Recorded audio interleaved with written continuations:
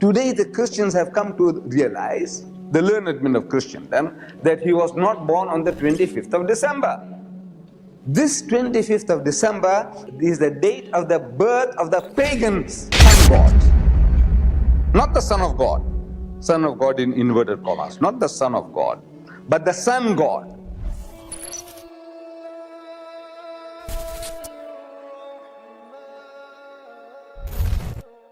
We in Islam are made to believe, through the lips of the Holy Prophet Muhammad that Hazrat Isa alayhi salam, Jesus Christ, was one of the mightiest messengers of God. We believe in his miraculous birth, that without any male intervention he was born. We believe in his many miracles, including those of giving life to the dead by God's permission, and of healing those born blind and the lepers by God's permission. We believe. But we are in conflict with regards to his birthday. I said, look, we enjoy Christmas holidays. Christmas holidays we enjoy, but we don't commemorate Christmas. They tell us 25th of December. Christmas Day, 25th of December. But he was not born on the 25th of December.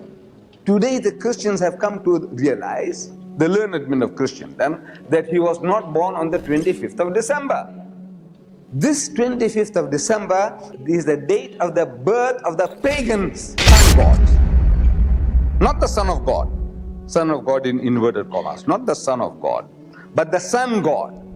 One of the interesting individuals, and you can look this up if you can find it in the dictionaries or encyclopedias, is a man called Mithra or Mithras.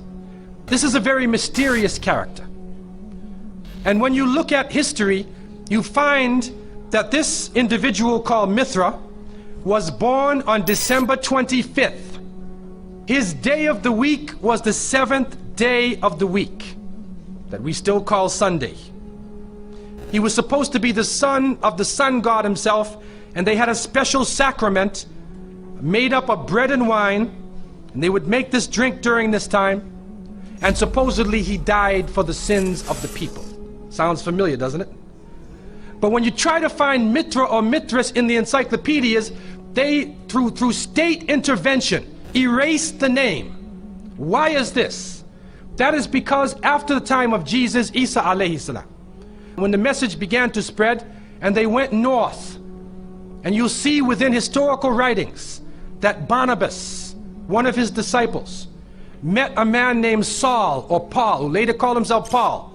Paul said he saw Jesus on the Damascus road, and he went to the disciples, but the disciples turned against Paul. Only Barnabas stayed with him. But when Paul and Barnabas went into Greece, Barnabas left him. Now what is the reason why they all left him? What are the concepts coming through Paul? Many people say, well, they left him because he was Saul before and he used to torture the early followers of Isa alayhi salam.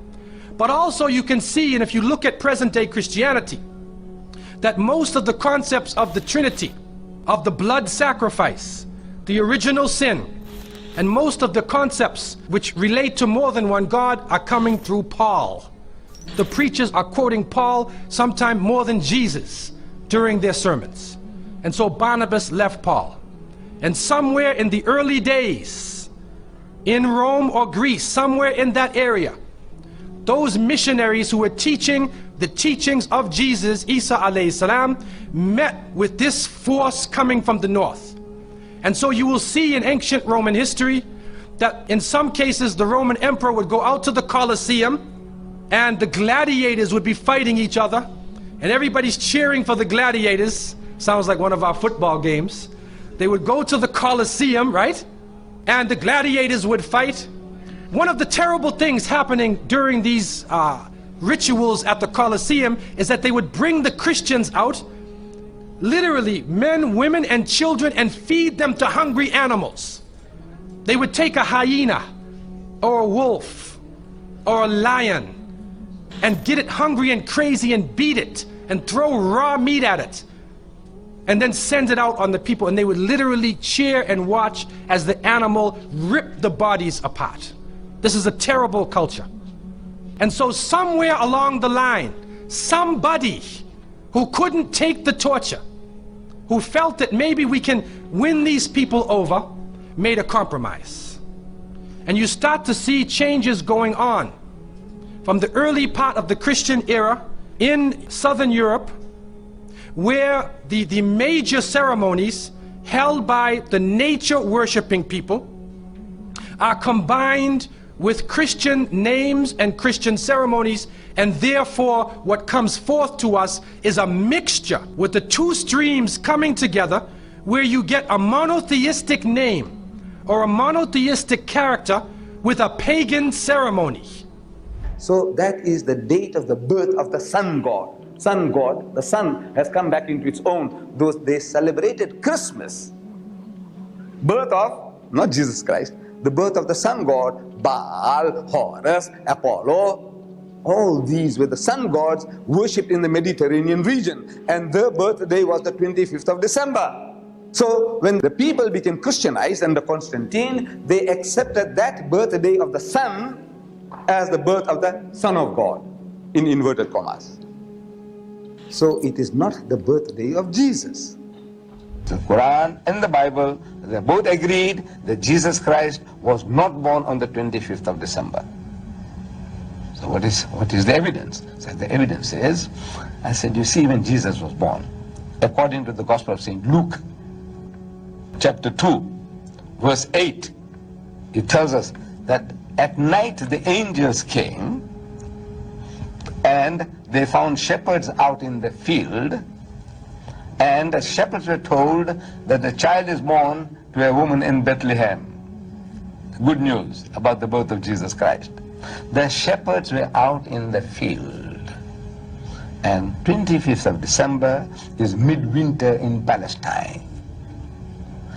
No Jew will be so foolhardy, should be so foolish to be out in the open air, in the field with his flock. He will freeze to death and his flock will freeze to death.